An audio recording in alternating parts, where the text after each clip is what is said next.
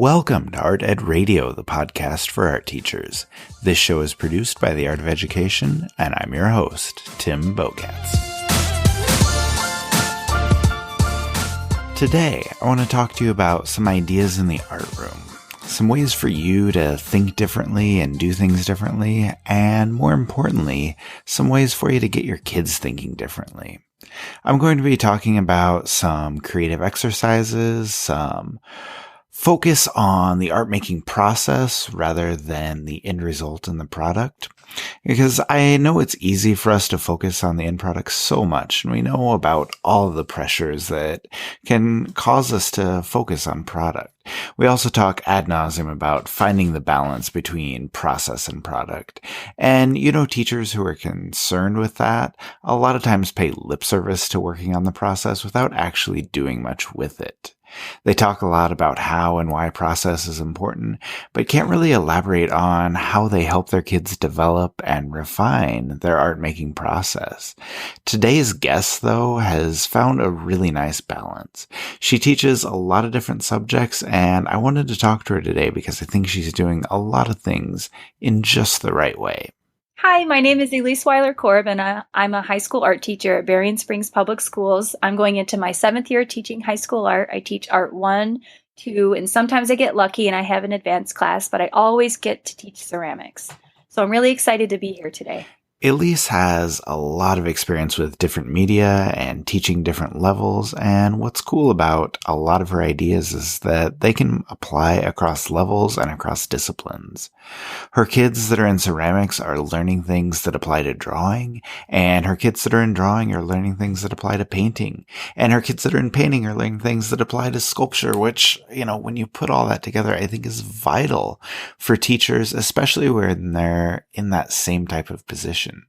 When I first started teaching high school, I was running the department solo, and I wish I would have known enough back then to have been doing the types of things that Elise is doing in her classroom now.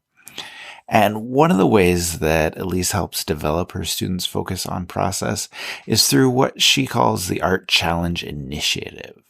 It's a really cool set of ideas that, like I said, focuses a lot on developing skills like creativity, brainstorming, new ways of thinking, and most importantly, problem solving.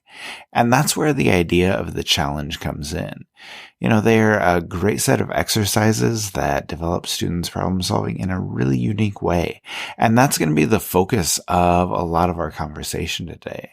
I want to have her talk about how she develops creativity and, with her kids, how she challenges them to become better problem solvers and how she helps develop each of their individual art making processes with these challenges that she does. Now, what I especially like is that she has a very clear vision of how these ideas fit into the bigger picture of, what we're trying to teach in the art room. And I'll let her explain a little bit more about that as we get into the discussion. And I'll let her explain a little bit more about the Art Challenge Initiative and how you may want to try out some of these ideas in your own classroom. So I'll bring her on in just a minute, but before we get to Elise, I want to talk to you about Art Ed Pro. Now, as you probably know, Art Ed Pro is the subscription service for professional art teachers that's offered by the Art of Ed. Just last week, we released 3 new learning packs. One's on watercolor painting, one is on color theory, and one is on using games in the art room. All of them are great, and all of them are really, really in-depth. Each of the 3 learning packs has between 15 and 20 videos, and all of them also have at least 10 resources that you can print immediately and use in your classroom. Pro members get 3 of these new learning packs every single month, and you have 24/7 access to every learning pack in the library. So sign up for your free 30-day trial and check everything out at artedpro.com. But before you go sign up, you have a podcast interview to finish listening to. So let me bring on Elise and we'll get our discussion going.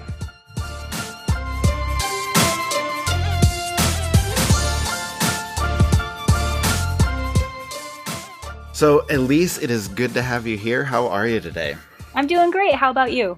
I am great. Thank you. Now, I want to start with kind of a big picture view to introduce everybody to what we're talking about today. So, can you explain kind of what these art challenges are, why you use them in your classroom, and what you want students to learn from them? Sure. I use the art challenges in my room as a way for students to apply critical thinking skills and to develop problem solving skills. I really want them to face the problems that they may encounter during actual art making, but I want them to be purposeful when I do the art challenges. So this way they can start developing those skills. And when they work on a real piece of art, they already have some of those skills and, they don't get frustrated and crumble it up into a ball or just give up. It's really about developing self-confidence through problem solving. Good. I like that idea. And I think that's, a challenge that a lot of teachers face. Like, how do we develop that skill in our students? Definitely. How do we get them better at that? So, if we can talk a little bit more specifically, though, can you explain, what might one of these challenges look like? Because I guess I'm kind of interested in the form that they take. Are they like full blown projects in and of themselves? Or are they just a smaller idea as part of the bigger picture, or both? Or can you give me an example or two of, what you might do for one of your challenges? Yes, they are big projects, but they're also sometimes smaller activities. And I usually start that way anyway, just to kind of, start the idea of an art challenge and what it is, and just kind of work my way towards something bigger.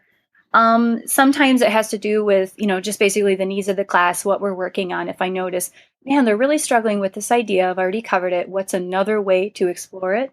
Um, really like that idea of exploratory learning, and this really allows for that. Some of the smaller activities may just be a 1 or 2 day thing. Like, for example, one of the Art of Ed writers posted something about making your skin tone from just using the three primary colors Right, plus right. brown or plus white. So I did something like that. It was like a 1 to 2 day thing. But then sometimes I go into bigger things. Like, for example, a bigger project might have a very specific set of objectives. Like, you have to have a purposeful color scheme. You have to have a focal point, which are just normal objectives. But then, come the purposeful art challenges. One of my favorite ones is the found object challenge. So I introduce students to the idea of the found object. This is basically an Art 1 project. And then they have to bring something in. And then I put it into a bag and everybody randomly selects it. And then they have to incorporate it into their piece, find a way to do it that makes the piece flow. So it's just not randomly put somewhere. So, I don't answer questions about, oh, can I break this? What can I do with this? I want the students to figure out what to do with it. Another one that I do that's pretty popular and fun, but also very agonizing to the students is the random mark challenge. And this is supposed to mimic when a student might get paint on another student's piece or something like that. Instead of just covering it up with gesso, they have to work back into it. So I go around the room and I take a paintbrush and I make a random black mark on the student's artwork, like on a big project, and they have to make that become part of the piece. So that's always really exciting. And amazingly enough, it always seems to help the piece rather than hurt it.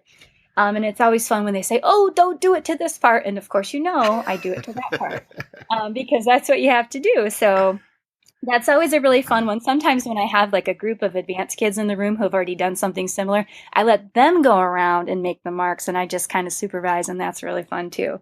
So those are just a couple of purposeful art challenges I do for a big project. It just really depends on what your students need.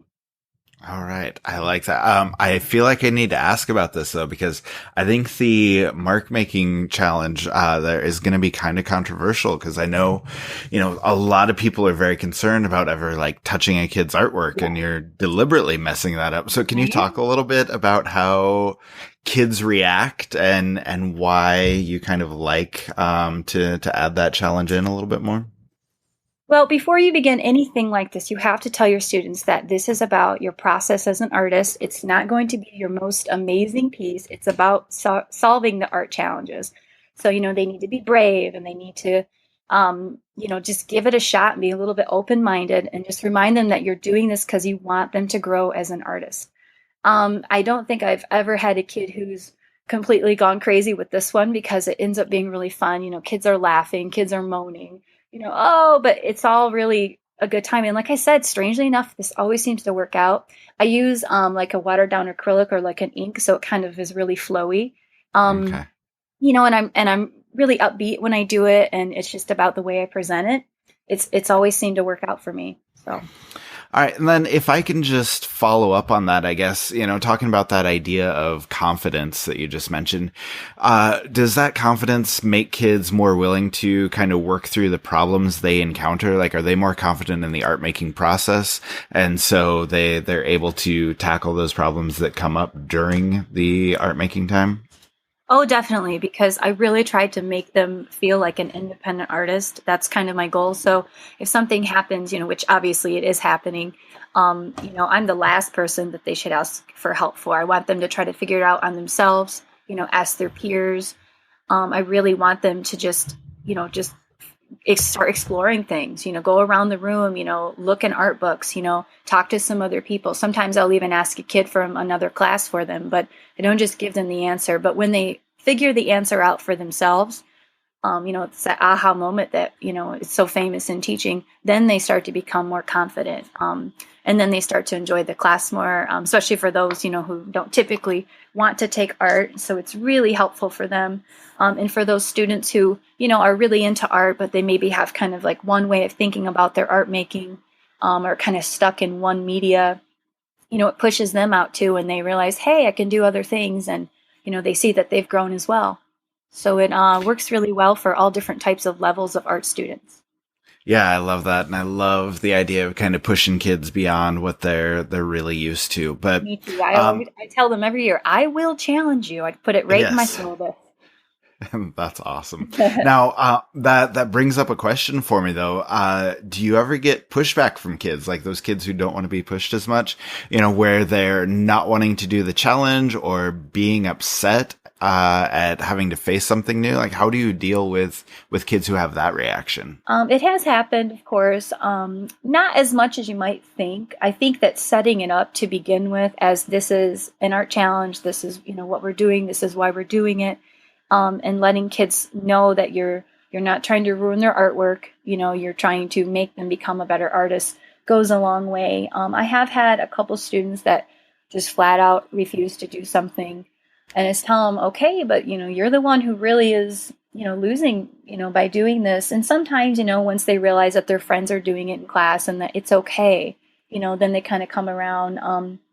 I'm flexible as a teacher, of course, so we always had to be flexible. I've made accommodations for certain students and say, okay, well then let's try to do this art challenge instead, and that seems to help, just kind of giving them a little bit of power, if they need it. But I think overall I've been pretty successful in getting kids just to try it. I think it's just because of the way I present it and, my personality, and they know that I'm doing it to help them grow as an artist. Yeah, I think all of those things are really important. I think the proactive approach is huge. Mm-hmm. Andrew and I talk about that all the time. And I think being flexible as a teacher is important because, Yes.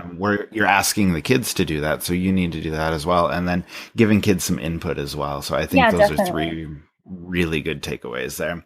But yeah, I think we probably need to wrap it up here. So one last question for you. If you were to give advice to teachers about trying an art challenge, what would you tell them? Where can they start? Where would you suggest people begin? Well, first of all, you really need to start building some positive relationships with your students, gaining their trust so they know that you're doing this because you want them to grow. You're not just doing it to rip up their artwork or anything, silly. Right. There's a reason for it. So building relationships, of course, so important because you're showing them that you care. That's the first thing. Secondly, I would start with some smaller projects just to kind of get them used to the idea. Start using the phrase art challenge, maybe in a goofy way, so just so it kind of sticks in their head. I've even made some art challenge T-shirts that I wear to school. What's that? And I've had students who've wanted to make them as well. Thought about making some and selling them at school. Actually, it'd be a good idea. Before you do a full out project, do some small ones, definitely. Thirdly, you need to be transparent with your students. Let them know that this big project will come with art challenges. Remind them, the intent of the piece, the reason why they're doing it. It's not to make them have an ugly piece, it's to help them grow. Don't tell them what the challenges are before you do them, though, because they will anticipate them. They're very clever and they can get real sneaky, and they try to find solutions before you've even done it. So just remember, don't tell them. Be encouraging and let them find solutions for themselves. I guess lastly, be brave with your art challenge projects. They're not viewed as typical art room protocol for some districts. I had an intern and she was like, this is interesting. And I'm like, yeah, and then once we got into it, she was like, wow, this is really cool. And, it's atypical for some people.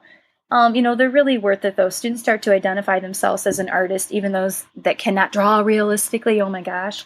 They gain confidence and have fun. And really, I don't know what more you could ask for when you're teaching art. Oh, that's perfect. That's perfect. Cool. And I think that's a great place to close things out. So, Elise, thank you very much for joining me today. Thanks for having me. Yeah. All right. We'll talk to you again soon. Okay. Bye. Now, I hope that you found this idea of art challenges worthwhile. I hope they are something that you would consider bringing into your classroom. And I hope that at least this advice helps you get started with them with your own students. And actually, if you have any questions about how to get started with them, or you need some specific ideas of initiatives and challenges, or really just want to talk out some things, Elise has been kind enough to offer up her help.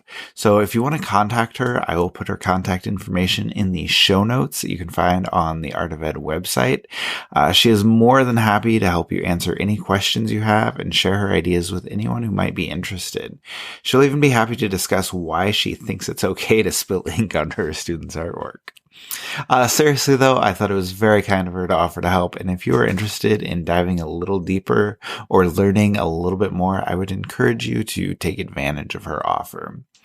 But in the bigger picture of things, like I said in the introduction, these challenges are an incredible way to help your students dive deep into the art making process, develop the skills they need, the habits, the problem solving skills, the resilience, the grit, all of those qualities that we see in our best art students.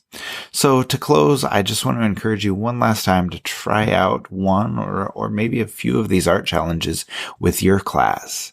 As Elise said, they're a great way to develop process, develop problem solving skills, develop all the things that you want your students to develop in your class.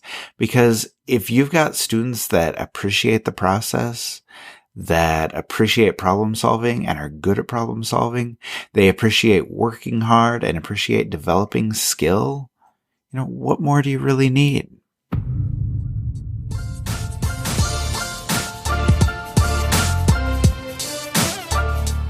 Art Ed Radio is produced by the Art of Education with audio engineering from Michael Crocker.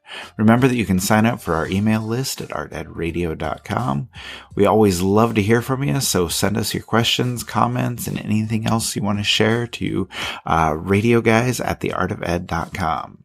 Don't forget to check out Art Ed Pro and sign up for your free trial at artedpro.com. Andrew will have a great interview next week with AOE writer Kelly Phillips talking about the good, the bad, and the ugly of moving to choice-based teaching. It is a discussion that'll be worth hearing. We'll see you then.